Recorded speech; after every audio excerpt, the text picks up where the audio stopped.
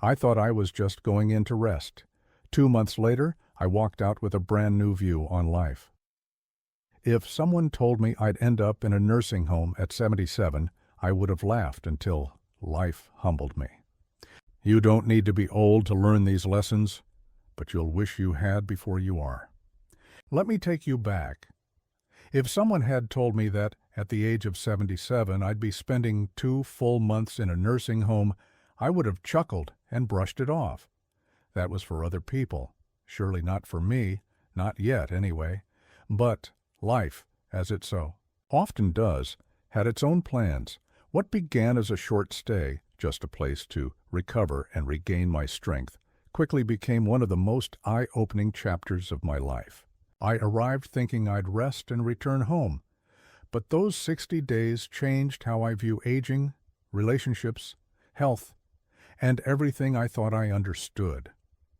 Inside that home, I met people who had been there for years, some still regularly visited by loved ones, others left in silence. Their only company, the ticking clock and the distant sound of televisions echoing from the hallway. The experience forced me to slow down and think.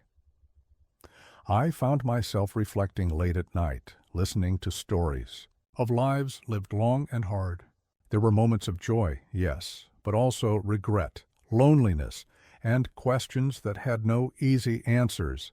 And in those quiet conversations and long internal dialogues, I uncovered 7 powerful lessons. They aren't just for the elderly. They're for anyone who's alive today, because one day, no matter how young or busy we are right now, we too will grow old. And when that day comes, how will we look back on our lives? Let me start with the first 2 lessons. I promise these are worth hearing. Lesson number 1. Loneliness is the most painful disease of old age. You may believe that nursing homes are about medical care, wheelchairs, and routine checkups. But here's what they don't put on the brochure. The deepest wounds aren't physical. They're emotional. Loneliness is the quietest, cruelest disease in the world of aging. I met residents who hadn't had a single visitor in months, sometimes even years. Their children were too busy. Their friends had passed away. And while the nurses and staff tried their best, no one can replace the love of family. The hardest part wasn't the walker or the pills. It was watching the world outside keep spinning, as if you never existed. Looking back now, I wish I had invested more time into people, not just paychecks. Chasing success felt urgent then, but nothing matters more than relationships that endure. Because when everything else fades, love is what makes life worth living. Lesson number 2. Health is the one thing you can't buy back. I once met a man in that home who had it all: luxury cars, properties across the state, and passport stamps from every continent. By every material measure, he had won at life. But now? He couldn't walk. He couldn't feed himself. He needed assistance with the simplest things we all take for granted. His money, once powerful, sat there powerless, because no amount of wealth can buy you a working body once it's gone. If I could rewind time, I'd do a few things differently. I'd walk more and sit less. I'd eat for nourishment, not for convenience. I'd learn to manage stress before it became disease. Your body is your first home.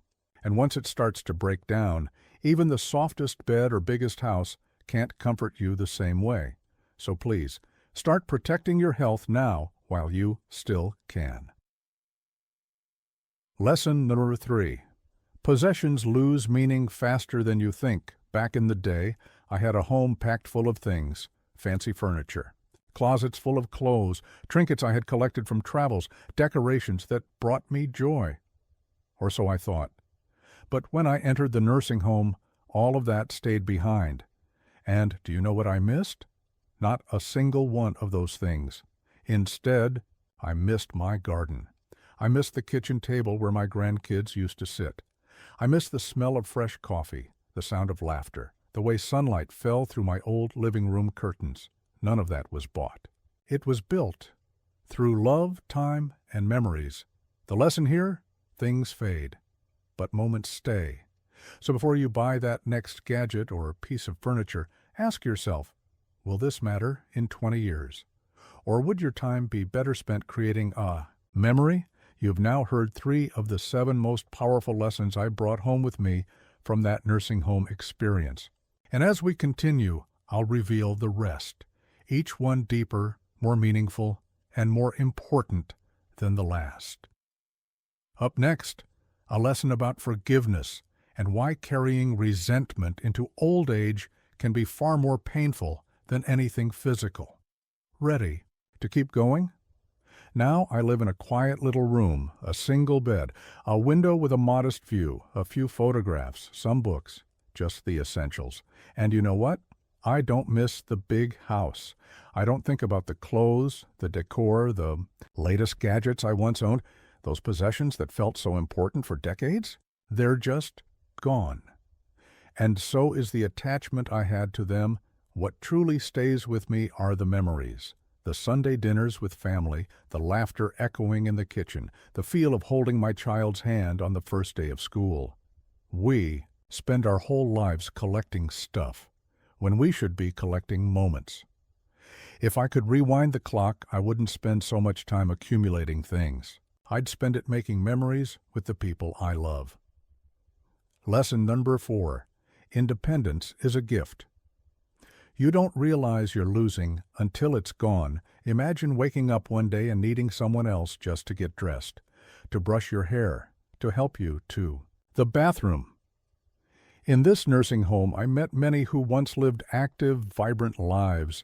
Now they rely on others for the most basic tasks. They no longer get to decide what to eat or when to take a walk. If you're still able to move freely, think clearly and take care of yourself. Pause and be thankful. That freedom is worth more than you realize. Cherish your ability to live on your own terms. Don't take your independence for granted, because once it's gone, you begin to understand just how precious it truly was. Lesson number 5. True joy lives in simple moments. One of the most radiant people I met was an 85-year-old woman who smiled every single morning. I asked her one day, "What's your secret?"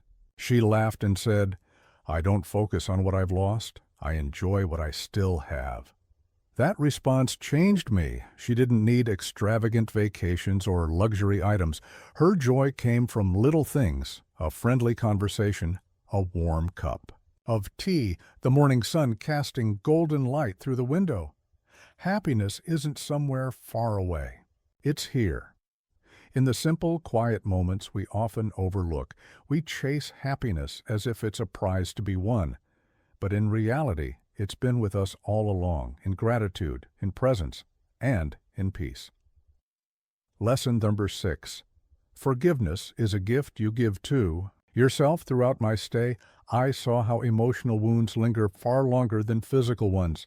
Many residents clung to old pain, fallouts with children, betrayal from friends, regrets over words unspoken. And here's what struck me. The people who refused to forgive were the ones suffering the most. One woman told me she hadn't spoken to her sister in 20 years. Her sister passed away before they could reconcile. She wept, not because of what her sister did, but because of what she couldn't undo. That's when I realized forgiveness isn't about them. It's about you. It doesn't mean you excuse the harm. It means you release yourself from the burden of carrying it. Letting go of that anger feels like setting down a heavy suitcase you've dragged for miles. You feel lighter. You feel free. So if there's someone you need to forgive, do it now. Do it for your peace, not because they deserve it, but because you do. Lesson number 7. Every single day is a gift. One morning, I awoke to the news that a man down the hall had passed in his sleep. Just the night before, he was laughing with friends, telling stories about his time in the Navy. And then, just like that, he was gone. Life is that fragile, that fleeting. We spend so much time worrying about things that never happen. or regretting things we can no longer change, we say, "One day I'll go visit. One day I'll take that trip. One day I'll say what I need to say." But too often, one day never comes. Don't wait for the perfect moment to live. Live now. Tell your loved ones how much they mean to you. Dance in the kitchen. Take the photo. Laugh loudly. Make memories, not excuses, because in the end, we don't regret what we did. We regret what we never gave ourselves permission to do. Though my time in the nursing home lasted just 2 months, the lessons I took away will last for the rest of my life. I used to think life was measured by how many years you live. But now I know it's measured by how you live each of those years. There are people here who feel peace because they loved deeply, lived fully, and forgave freely. And there are others who carry heavy regrets. The difference, the choices they made each day. Aging is not something to fear. What we should fear is wasting time, letting days slip by without meaning, waiting for someday instead of living for today. So, to you watching this, whatever your age may be, remember this. Take care of your health, nurture your relationships, live with purpose, because someday all you'll have are the memories, and you'll want them to be beautiful. Final message and call to action. Thank you for spending this time with me. I hope these 7 lessons touched your heart and helped you reflect on your own path. If this video moved you or reminded you of something important, please give it a thumbs up, share it with someone you care about, and subscribe to Senior Health Boost. At Senior Health Boost, we're not just sharing health tips. We're building a community of heart, wisdom, and hope, one story at a time.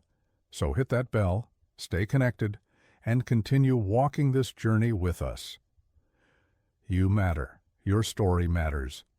And your next chapter can be your strongest yet. Until next time, live fully, forgive freely, and never take one day for granted.